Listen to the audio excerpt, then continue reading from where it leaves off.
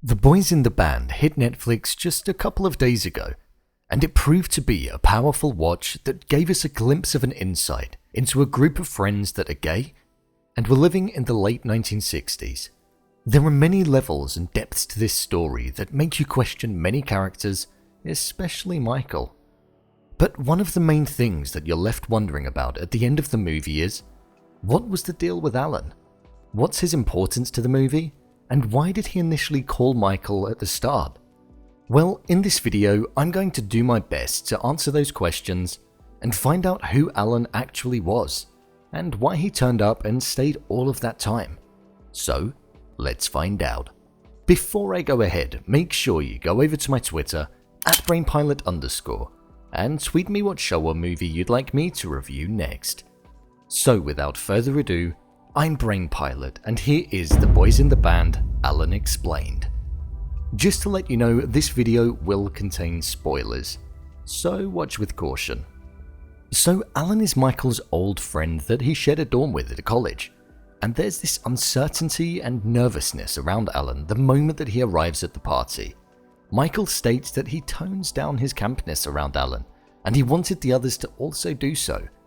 This was when we were first introduced to the divisiveness of the character.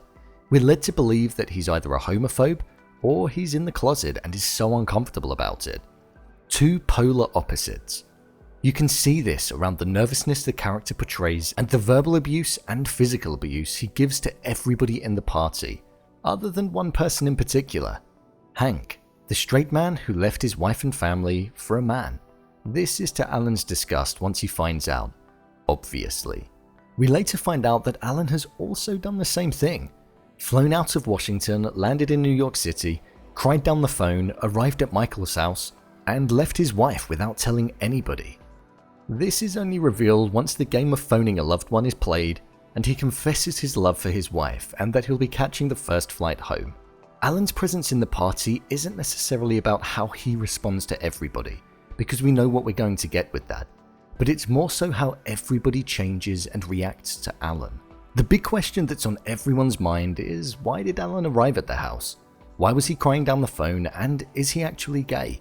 From the director himself, he stated that when speaking to Brian Hutchinson, who plays Alan, he wanted him to decide whether Alan is gay or not, to not tell anybody, nor the director himself, and keep it his own secret.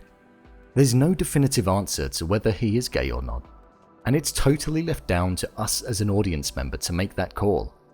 I think that's the beauty of this character. We enter this party that is full of a group of friends who are openly gay, but in a time where it's not socially accepted to be gay, and we see how that impacts every single one of them differently. From Emroy being open and proud to Michael wishing he never was. And this is where I personally think Alan sits.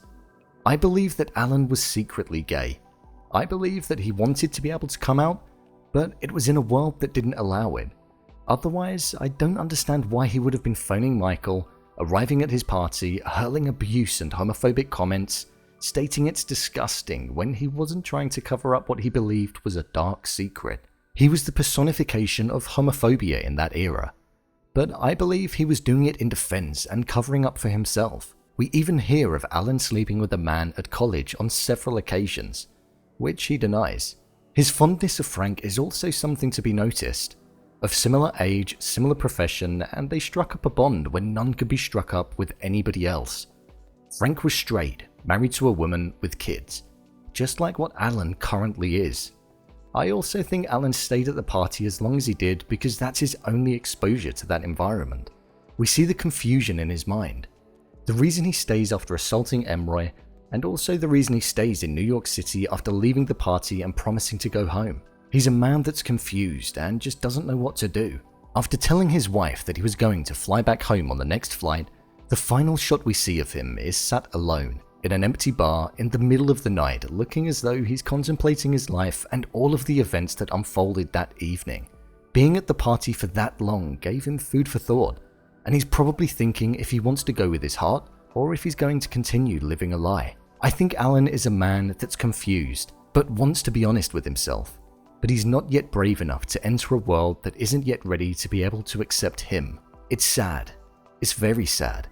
But unfortunately, That's the painful truth that a lot of people went through back then. This movie needed a character like Alan to be as prominent as he was, the personification of homophobia, but also the yearn to come out in a time that wouldn't socially allow it. He fitted both ends of the spectrum, and it's down to us to determine what his value was in the movie, and also who he is. So, there you have it. That's what I believe the character Alan was all about. What do you think? Do you agree with me? Leave a comment down below, and don't forget to subscribe. I'll see you next time.